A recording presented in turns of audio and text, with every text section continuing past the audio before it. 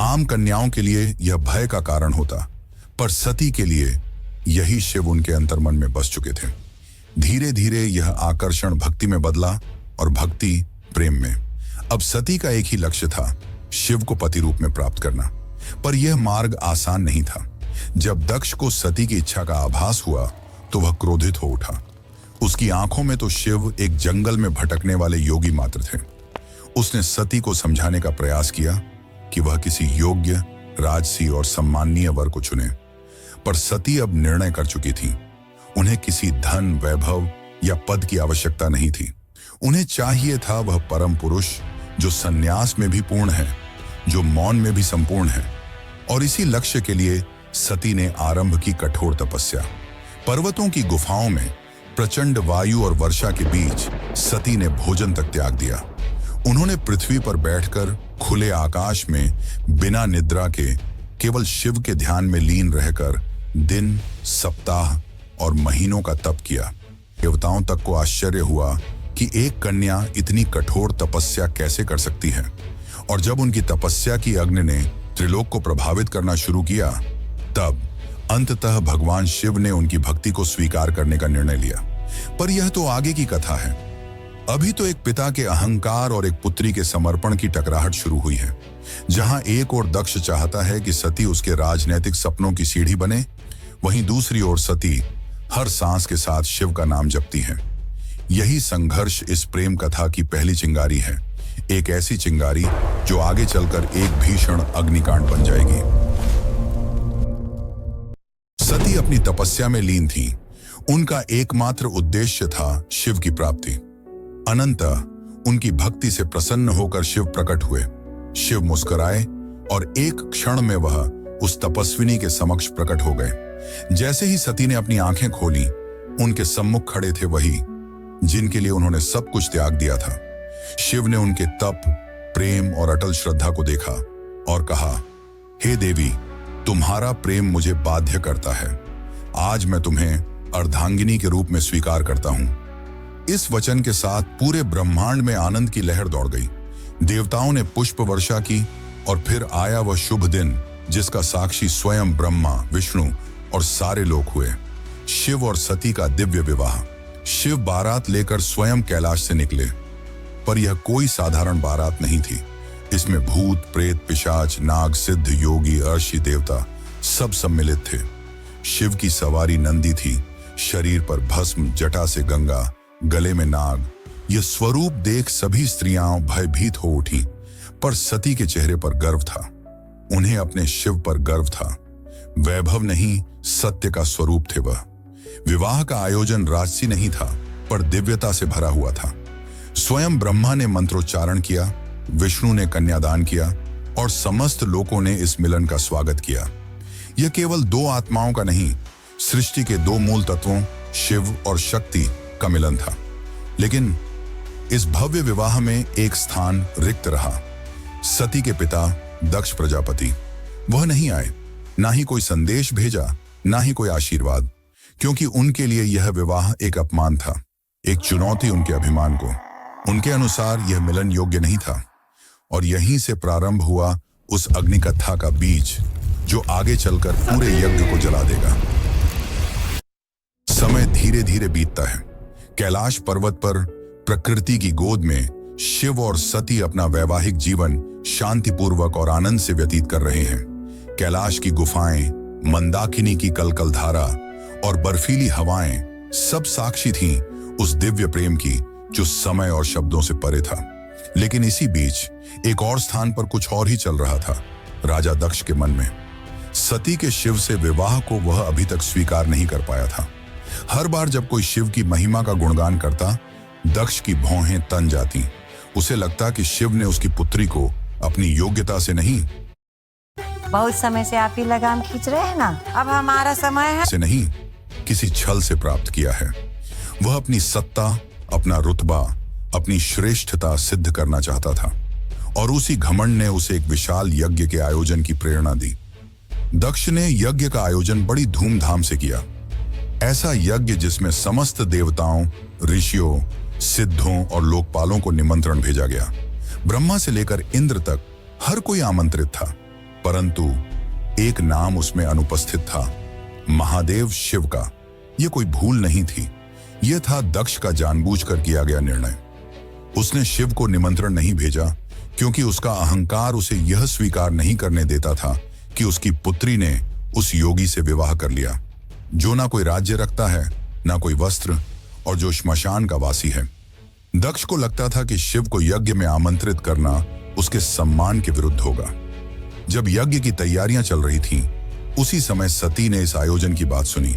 किसी ने उनसे कहा, माता, आपके पिता दक्ष ने एक महान यज्ञ का आयोजन किया है जिसमें सारे देव, ऋषि और ज्ञानी आमंत्रित हैं। वह तो आज पूरे ब्रह्मांड का ध्यान खींच रहा है। यह सुनकर सती का हृदय कांप उठा। उन्हें विश्वास नहीं हुआ कि उनके पिता इतना बड़ा आयोजन कर रहे हैं और उन्हें कोई सूचना नहीं मिली। कुछ समय तक वे चुप रहीं, शायद आशा में कि कोई दूत आएगा, कोई संदेश मिलेगा। लेकिन जब स्पष्ट हो गया कि शिव और उन्हें जानबूझकर न बुलाया गया है, तब उनके भीतर कुछ टूट सा गया। एक ओर पुत्री का धर्म उन्हें पिता के यज्ञ में खींच रहा था, तो दूसरी ओर पत्नी का धर्म उन्हें शिव की मर्यादा का ध्यान रखने को कह रहा था। अंततः सती ने शिव से निवेदन किया, स्वामी, मैं उस यज्ञ में जाना चाहती हूं। शायद यह कोई भूल हो और मेरा जाना उस विघटन को रोक सके। शिव ने सती की ओर गहरी दृष्टि से देखा। वह जानते थे कि यह आमंत्रण विहीन आयोजन एक साधारण यज्ञ नहीं है। उन्होंने शांत स्वर में सती से कहा, हे प्रिय, जहां सम्मान न हो वहां स्वाभिमान को ले जाना व्यर्थ है, और मैं नहीं चाहता कि तुम उस यज्ञ में जाओ जो केवल क्रोध और घमंड से जल रही है। परंतु सती व्याकुल थी। उनके भीतर एक द्वंद्व चल रहा था, पिता और पति के बीच। उन्होंने पुनः प्रार्थना की, प्रभु, मैं केवल एक पुत्री के रूप में वहां जाना चाहती हूं। मैं पिता से बात करूंगी, शायद वह बदल जाए, शायद उनके मन का विष उतर जाए। शिव ने इस बार उन्होंने अनुमति दे दी। सती ने कैलाश से विदा ली, अकेले, बिना किसी दूत या सम्मान के। वह एक बेटी थी जो अपने पिता से स्नेह की अपेक्षा लेकर जा रही थी, लेकिन उन्हें झांत नहीं था कि उस यज्ञ में उनका स्वागत नहीं, अपमान प्रतीक्षा कर रहा है। सती जब यज्ञ स्थल पर पहुंची तो उनके मन में उम्मीद थी कि पिता के नेत्रों में बेटी को देखकर कोमलता जगेगी, उनके मुख से स्वागत के शब्द निकलेंगे। लेकिन जब उन्होंने यज्ञ स्थल में प्रवेश किया तो सन्नाटा पसर गया। कोई स्वागत नहीं हुआ, कोई आसन नहीं दिया गया, जैसे वो वहां उपस्थित ही न हो। वहां बैठे देवताओं की आंखों में असहायता थी। सती ने पिता की ओर देखा, धीमे स्वर में कहा, पिताश्री, क्या आप नहीं चाहेंगे कि आपकी पुत्री भी इस पावन यज्ञ में सम्मिलित हो? दक्ष ने ठंडी हंसी के साथ उत्तर दिया, पुत्री, जिस दिन तूने उस नग्न भस्म रमाए श्मशान में विचरने वाले औघड़ को अपना पति चुना, उसी दिन तू मेरी पुत्री नहीं रही। दक्ष का स्वर ऊंचा हो रहा था और उसके शब्द जैसे शिव के लिए विष से भरे बाण हो। यह सुनकर सती की आत्मा कांप उठी थी। यह केवल अपमान नहीं था, यह शिव के उस स्वरूप का तिरस्कार था जो समस्त सृष्टि का आधार है।